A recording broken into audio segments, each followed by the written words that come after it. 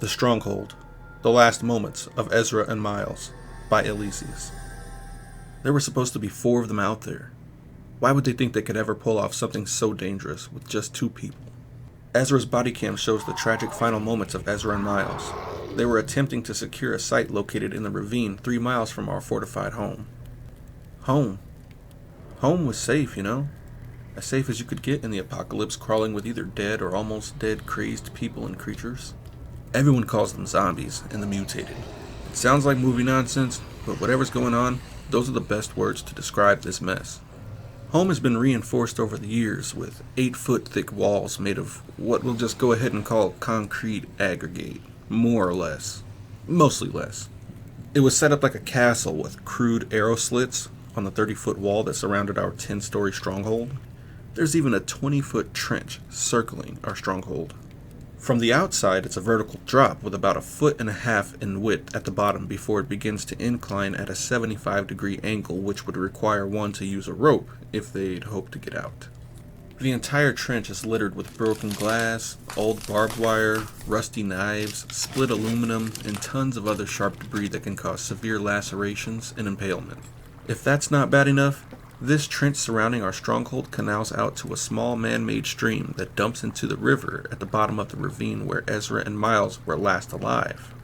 The thing that makes this worse is that the entire stronghold directs all the sewage from the community into the trench. It's not enough sewage to completely engulf the debris, but it's enough to puddle and stream out through the canal. We don't do this to be gross, and we don't do it for the zombies. It's one thing falling into a trench and getting cut, but it's a nightmare getting cut and trying to heal with malnourishment, little rest, and when you add the factor of sewage in your wound, you're calling on a one-way ticket to bacterial infection, and ultimately, death. In the apocalypse, infection is like HIV. Once anything gets infected, you just wait to die. There's no more meds or antibiotics anywhere, except in military strongholds and in their transport vehicles. Everyone else had to try to treat bacterial infection with jungle remedies or whatever they can, but even the methods that have been used for thousands of years have a very low success rate since the mutation causing the zombies has crossed over to plant DNA. So much as touching some of these plants or breathing their pollen can lead you to becoming a zombie, or worse, one of those mutants. The sewage at the bottom of the trench is to infect humans. Yes, humans. Packs of bandits roam the world now, and anyone jumping our fence will fall directly into the trench. The only way in or out of our stronghold is the opening of the C-130 bay doors. We literally have a fortress built around a military cargo plane. We can go into that another time, but to leave our safe home on a mission that is doomed to fail just didn't make sense for Ezra. Miles would do anything to impress someone, but Ezra was smarter. Ezra's body cam showed that he took a scout vehicle equipped with a shotgun, 60 shells, a high-powered rifle with 25 armor-piercing rounds. The scout vehicle had a small suture kit with some homemade antiseptics, along with the shot. The shot rapidly flushes your system of everything, good or bad, in a matter of seconds, which comes in handy if you get bit or scratched too much by a mutant. If you don't have the shot, you will mutate and try to eat everyone's face. A zombie bite can be healed if you don't get it infected, which leaves your only resort to giving your bite a bleach bath, which is unpleasant to say the least. Ezra's vehicle also contained 3 capsules of amphetamines, otherwise called amp tabs, which is used in the field to counteract fatigue, loss of stamina, and survive with no sleep. Some people abuse them and try to steal them, but with our new protocols, those numbers are dropping. There were 3 sticks of dynamite, 3 RC bombs with 1 remote, and 1 cyanide capsule. The plan itself was simple enough, but executing an undermanned mission in those deadly conditions don't make any sense at all. Miles and Ezra were to drive their own vehicles to the site and back in order to spread out losses. If one of them didn't make it back, at least we still had the other. That's how all the missions go at the stronghold, except Miles and Ezra were already down 2 men. Being down 2 men is a lot considering 80% of our missions lose on average 1 scout vehicle. They were supposed to drive 3 miles to the ravine, locate the overrun military supply convoy, and secure the area. All the noise driving the scout vehicles attract everything from Miles. They were supposed to drive as little as possible in the ravine, so they needed to get as close to their site as possible before entering the ravine, since sound travels further down the ravine. They hoped to reduce the number of zombies and mutants attracted to their location by doing this, and it seemed like a good idea not to alert every creature in the ravine to their presence. These creatures don't just get bored if you're going too fast. They keep running, probably following the zombie in front of them, but if you had to drive somewhere, you always had to be on alert for at least 8 hours to take care of any following hordes once you reach a stopping point. As soon as their location was secured, they were supposed to pack as much of the military supplies into their scout vehicles and bring it back to base. These military convoys are littered far and wide. They are very dangerous to approach because of the huge amount of ammo in each convoy.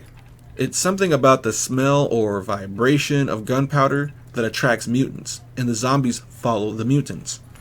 The convoy also transfers food, guns, and medical supplies, but with all the bandits and the creatures, it would be a death sentence to travel without ammunition and stockpiles of it.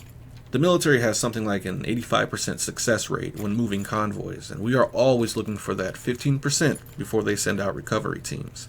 That's what Miles and Ezra were after, the supplies. Miles sped off in the wrong direction while Ezra was still getting his equipment in order, causing him to waste gas and expose himself and the Stronghold's resources to unnecessary risk.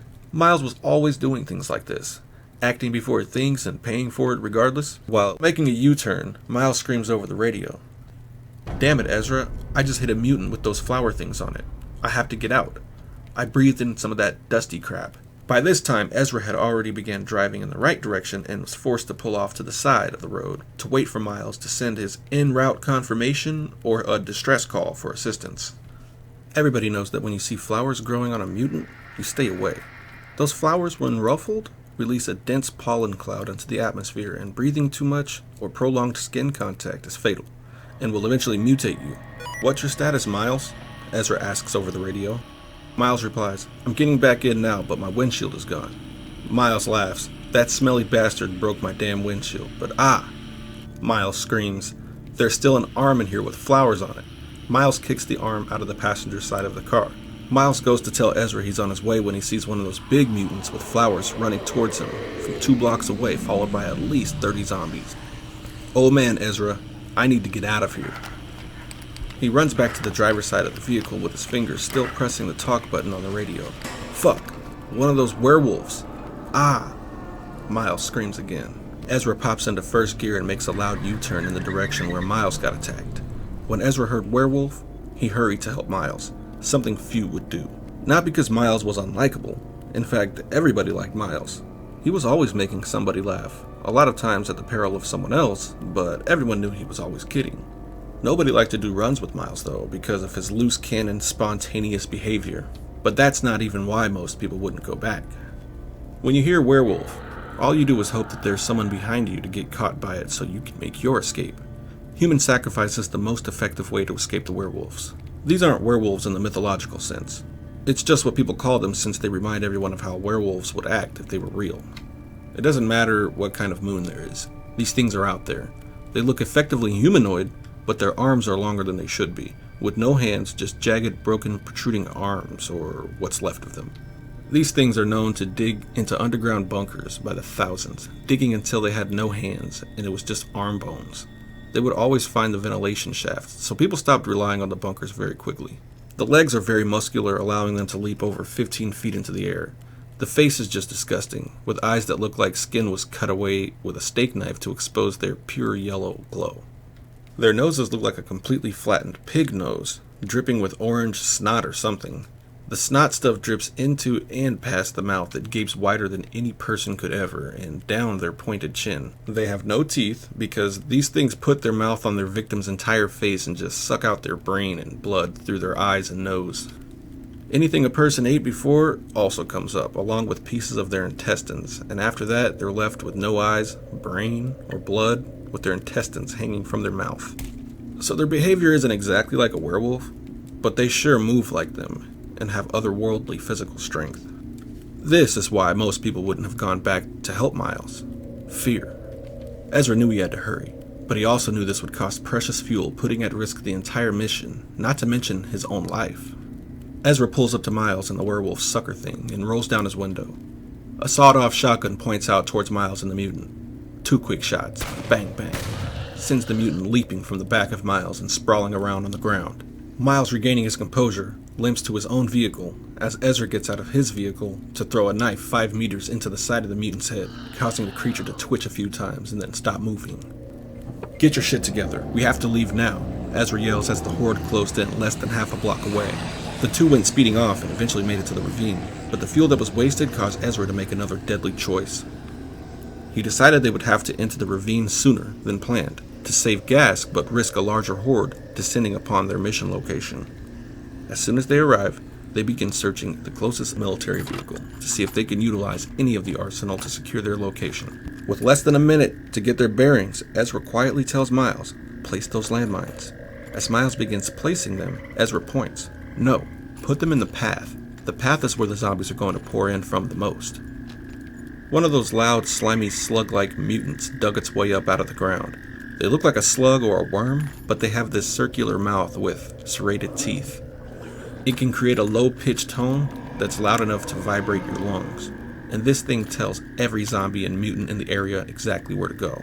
If you get close to these things, they go back into the ground and spray a fountain of excrement as their rear end slips into the darkness. This excrement chemically burns through any known organic matter. Ezra throws a grenade at the slimy slug thing before it could make any noise. Direct hit, except the grenade itself made a lot of noise, attracting the creatures in the immediate area. Risk versus reward, it was a better call since the slug's low frequency can travel for miles, causing a much bigger problem. According to Ezra's body cam, he was also trying to lure the creatures to the mines that Miles had placed, but suddenly a few unseen slug things let out their roar, right after the explosion. This was bad. Ezra tosses another grenade at a few of the zombies in the path of the mines, and then another. The first grenade blows the limbs off of a zombie and half the face of another.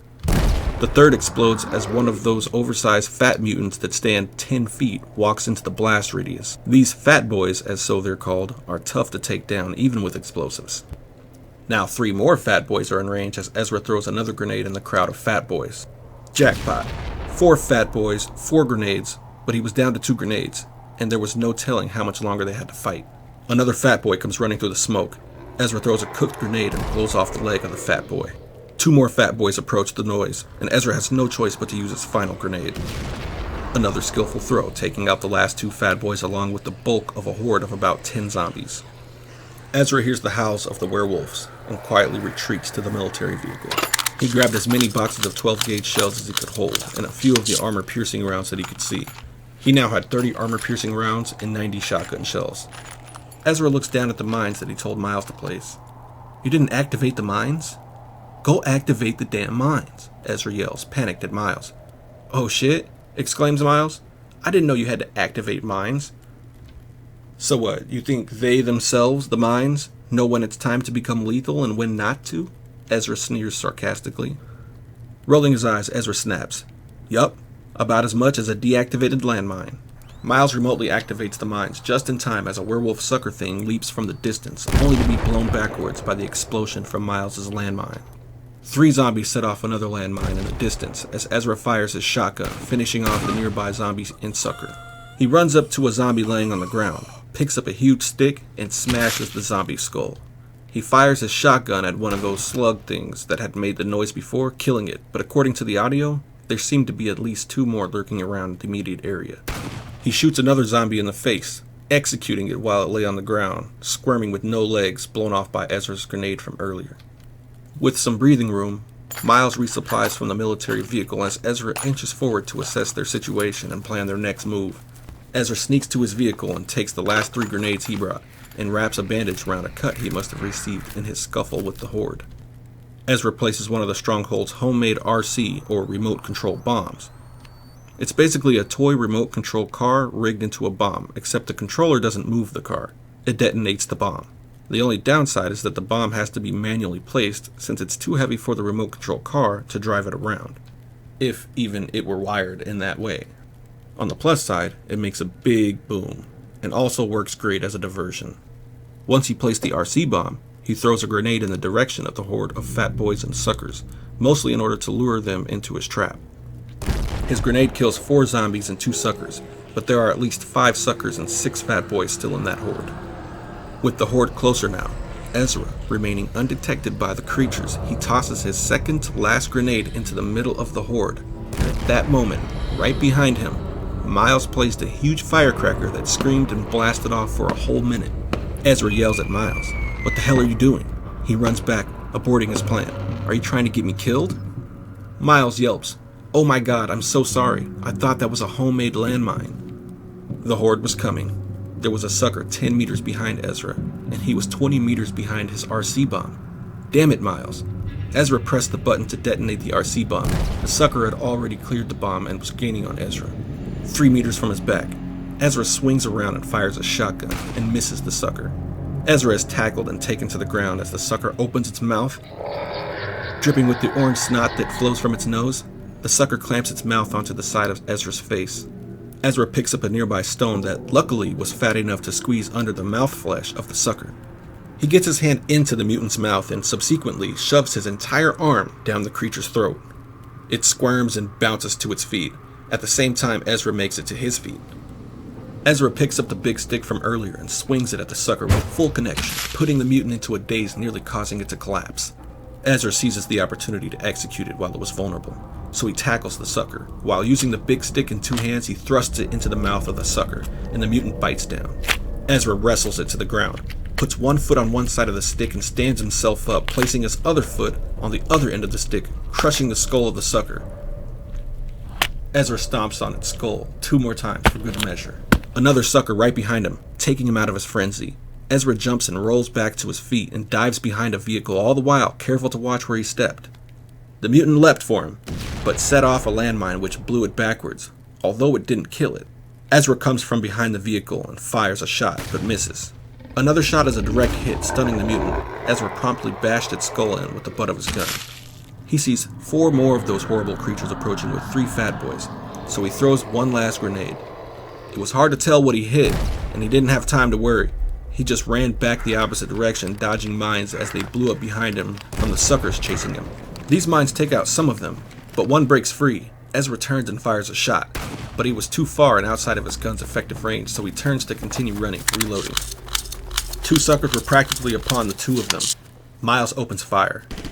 Ezra fires the kill shot to the sucker out front, as Miles lays suppressive fire on the one that's still coming, knocking it back, giving Ezra time to reload. Ezra fires 2 quick shots and the mutant stops moving. Another one leaps from seemingly nowhere, leaving behind the silhouette of another one running directly behind it. The first one almost takes Ezra to the ground, but he dodged with no time to spare as he turns and fires a shot. Miles also fires a shot at the other one, which suffers a heavy head injury but keeps coming. The shot fired by Ezra knocks the first mutant unconscious. Ezra could not kill it for sure because the one that Miles was shooting at finally broke through while Miles was reloading. Ezra fires, knocks it unconscious. As he makes the decision to go finish both of them off, another one sprints at him, along with a fat boy. Immediate change of plan since that fat boy charged him. He had to fall backwards, stumble to his feet, and roll out of the way. He moved just in time, as he was able to swing around and pull the trigger. Click. It was empty. He panics a little, and as he reaches into his pouch for shells, he fumbles and 3 fall onto the ground. He turns around, sprinting frantically, trying to reload his gun. As a sucker jumps off of a landmine, the explosion killing it instantly, but the force knocks Ezra on his face. The other mutants chasing him must have been affected too, since they weren't directly upon him at this instant. Those few seconds between firing an empty weapon and getting knocked off balance was enough time for those other 2 suckers from before to regain consciousness. One of those things leapt onto Ezra, but in the same exact moment it would connect, Ezra had placed an RC bomb, rolled out of range of the explosion, and was only hit by the force as he pressed the detonate button, killing one of the 2 suckers. Miles continued to fire what sounded like 5.56 into the remaining sucker, but it was just too agile, and it was upon him in seconds, taking him to the ground. Miles rolled away since the momentum of the collision sent the mutant and himself rolling in different directions. Ezra saw the shot and took it, blowing off the creature's head, and it stopped moving. Another sucker came with 6 more fat boys to add to the fat boy they were already dealing with. Miles gets hit hard in the ribs by a fat boy and almost collapses. At this moment, Ezra seems to see a horrendous wound on Miles's back. There was a bone exposed, and his flesh had been ripped away, but he was still fighting. He manages to pull himself away from the fat boy as Ezra fires a shot from a distance, making the sucker flinch. The fat boy slams the spot on the ground Miles had been crouched after the blow to his ribs, but instead of crushing Miles, it nearly killed the sucker and looks to have damaged the other 3 fat boys that were near it. Ezra turns because he hears Miles scream. There's a sucker poised over him, about to suck out his brain. Ezra fires a risky shot, knocking the mutant unconscious. Miles doesn't feel the burn on his leg where he caught some of the shotgun spray that saved his life. He didn't have time to. One of those fat boys saw that Miles was injured and he just charged.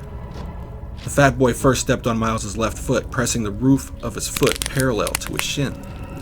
The fat boy's weight seemed to liquefy and flatten Miles' leg. The second step was horrible. The fat boy pressed down on Miles' right shoulder and pectoral muscle. The right side of his chest was completely flattened as his left lung began to squeeze out of a golf ball-sized puncture wound under his armpit, a debilitating wound he'd received from the last sucker that attacked him. The skin around the wound tore and ripped as more of his organs were forced out. His body shook violently until the fat boy slipped in the puddle of Miles, falling on, flattening Miles' body from his elbows to the top of his head. Ezra was instantly demoralized enough, but the fat boy, being surprisingly agile as they were, jumped to his feet and picked up Miles in one hand. The fat boy took a bite of Miles' head like it was jerky, and after another bite, Miles' head was gone. It must have been too hard for Ezra to watch. He ran as fast as he could while the other fat boys moved even closer, boxing him in. He swings around and fires a shot at the sucker closing in on him, and it's badly injured. Another shot and it's unconscious, but another one comes running before Ezra can finish it off, so he turns around and makes a run for it while reloading. The suckers are on his tail. He swings and fires, knocks one back, and the other one slows down, so he executes the one that got knocked back with the heel of his boot, firing a shot at the remaining sucker, and it stops moving. Ezra makes his way out of being trapped by the fat boys, but he's exhausted, and he has a wound that's causing him to limp, although his body cam doesn't show the wound itself. As he gets around the fat boys, one of those loud slug things come from under the ground, but Ezra shoots it right away. By now there are 3 fat boys right behind Ezra, sprinting to him as he takes his first amp tab. He chews it up and swishes it around in his mouth with spit, as he instantly feels energized. He swallows, and feels the rush he needs to keep going. He sprints up 20 meters from the fat boys, pulls out the high-powered rifle, but doesn't take the shot. He takes aim again, fires, and misses. One of the fat boys are upon him, swings its huge hand. Ezra ducks, filled with adrenaline from nearly losing his head. He quickly reloads his rifle and runs around the fat boys.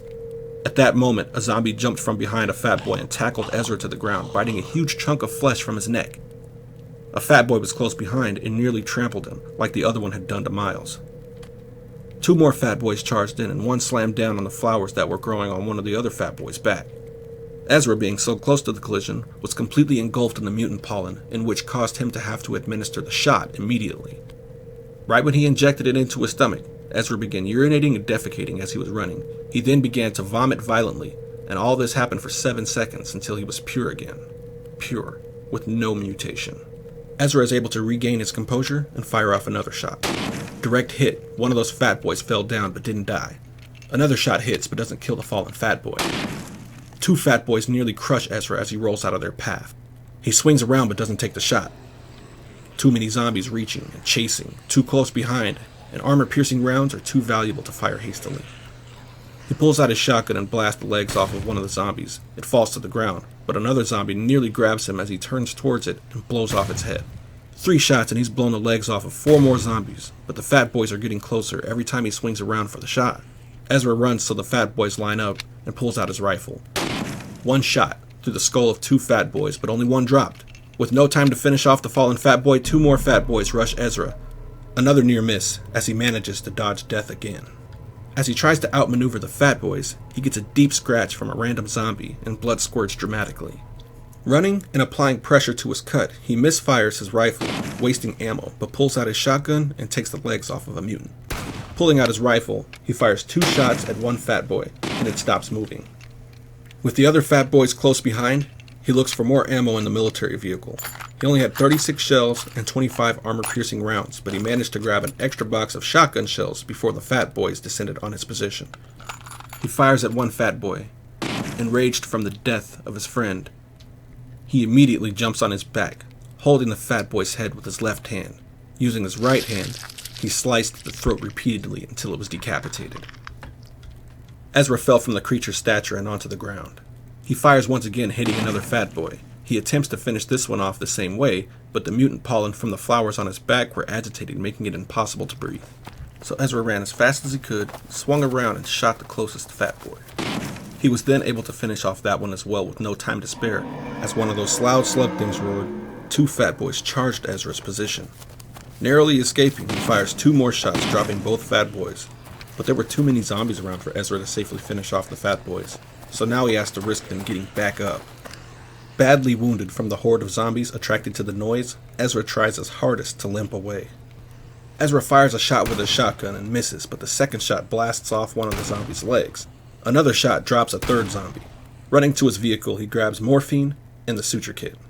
Reloads his gun and tries to put distance between himself and the fat boys. 2 charge him and he just fires. Both fat boys drop as he finishes off the first, then shooting the other dead. They set out in the morning, but now it was nighttime, and there were always more zombies out at night. After clearing the area, Ezra had some breathing room to restock on amphetamine capsules and the shots from the military vehicles. With his ammo stock replenished and an AK-47 he found in a military vehicle, he rushes into killing more of those loud slug things along with a zombie infested with flowers. The shotgun blast made the pollen from the zombie produce a cloud 5 feet around it. More zombies begin rushing Ezra, and he beats the ones that he can with a stick to keep the noise down, but he has no option but to shoot the infested mutants and the slug things. He'd kill 7 of these things, but 4 loud slugs let out their roar, almost toppling him over, they were so close. He shoots 3 of them with the AK. Through the dusty cloud, Ezra sees a sucker, 2 suckers, 4 suckers. One tackles him, ripping a gash in his forearm. Ezra yells out in pain. Ezra quickly returns to his feet and full-out sprints, taking another amp tab, and it picks him up once more, sending his heart racing as fast as he wished his legs would carry him. One after another, each sucker took turns trying to tackle him, and at this point, there were 5 of the bastards hot on his heels. Swinging around with his shotgun, he pulls the trigger. One of the suckers takes a heavy head injury and falls down. 3 others leap rapidly in succession in desperate attempt to bring Ezra to the ground, but he is able to evade them with little to no time to spare each escape. It took 15 or 20 of their attempts to fail in order to get a hold on Ezra. He finally has the courage to turn and shoot, nailing one and dropping it, but not killing it. 2 of the suckers simultaneously launched an attack, and the only way Ezra managed to evade them was to fall onto the ground and roll backwards. He tried his hardest to steady his weapon after getting to his feet and just fired. He missed. Damn it! Ezra continues to run as fast as he can, but the amp tab's effect was beginning to produce a less potent response due to his growing fatigue combined with flesh-ripping and bone-breaking injuries he's already sustained. It takes those sucking wolf things 9 attempts to finally land a hit on Ezra. Ezra had moved with such agility the entire time I've known him, and throughout his body cam footage. This wound slowed him down though. He needed to take the shot again, but it was unbearable, and even if he wanted to take the shot, there were now 8 of those sucker things less than a foot behind him, and this cut was an inch deep. His back was already soaking wet with blood pouring from his wound. His legs give out just as one of those sucker things smashes its arm bone into Ezra's calf muscle, practically filleting it from the bone. As Ezra falls onto the ground, pores on the mutants' backs begin to spray that dust. Just then, one of the mutants jam its arm bone through Ezra's bladder, clear through and out his tailbone. As his bowels evacuate, Ezra's body shakes violently for 3 seconds, and then stiffens like a board. Ezra's body cam shows the werewolf sucker things fighting over his broken corpse until the lens was destroyed from another arm bone, going through his left collarbone and out his lower right rib cage. After that, it's just black.